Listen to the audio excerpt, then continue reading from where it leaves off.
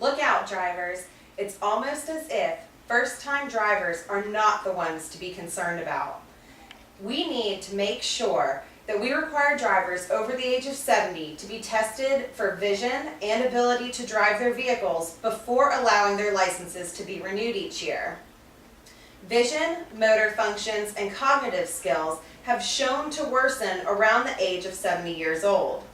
Now, the actual figures that these elderly or older drivers are related to in concerns to auto accidents will astound you.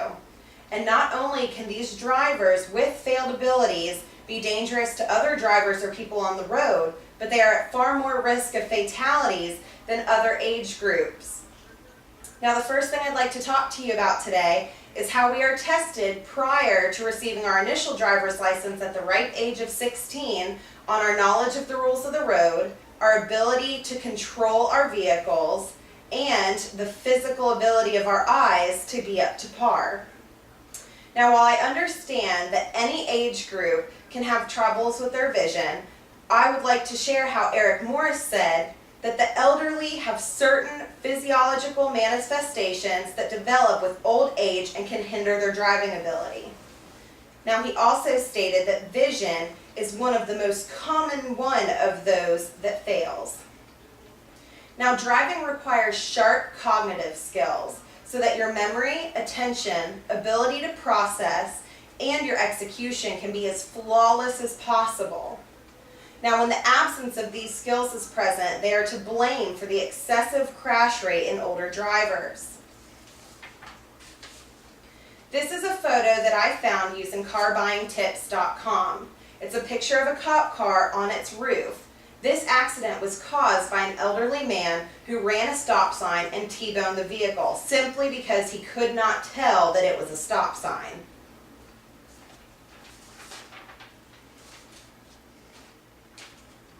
Now, changes that your body experiences as you get older, such as increased arthritis and slowed motor function, can vastly affect safe driving. Should your motor functions fail, even getting into your car or buckling your seatbelt can be difficult, and this would cause you to break a state law. Now, I would also like to talk to you about how I am seriously concerned and utterly shocked at some of the figures that are related to elderly drivers. Thomson Reuters reported that the number of elderly drivers is expected to increase by 70% in the next 20 years, which means with more older drivers about to be on the road, we need to put these laws into effect as soon as possible.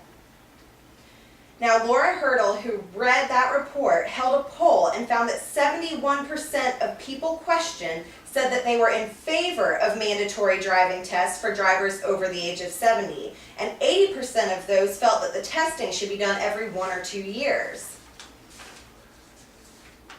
Now, the National Highway Traffic Safety Administration found in a study that in 1997, older people made up 9% of the resident population, but accounted for 14% of all traffic fatalities and 17% of all pedestrian fatalities, which means that even though you're not driving on the road, you're still at risk of being injured by these drivers.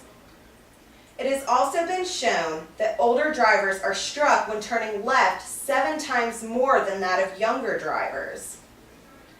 Now, the last thing I'd like to speak to you about today is that it has been proven that the fatality rate in auto accidents is far higher when older drivers are involved. It has been found that 70% of elderly occupants are unfortunately fatally injured even when they're wearing their seatbelts, which means that by following all safety regulations and all of the laws of the road, they're still dying, unfortunately. Now, of traffic fatalities involving older drivers, 82% happened in the daytime, 71% occurred on the weekdays, and 75% involved a second vehicle, which means that these accidents are happening during prime driving times, which means that you driving to work or even going for groceries midday on a Wednesday could be involved in an accident that is not your fault. Now, the NHTSA has gone as far to prove that the fatality rate for drivers 85 and older is over 9 times as high as that is the rate of 25 through 69 years old. Now, in conclusion, there is no reason not to consistently test vision and driving abilities of everyone as they age annually, starting at the age of 70. Now, although some say that we're striking against someone's independence, really and truly, the well-being of drivers in general should be controlled by our state laws. And the lack of ability, the staggering statistics, and the overly commonly elderly fatalities in auto accidents show that this decision to follow through is the right one. Thank you.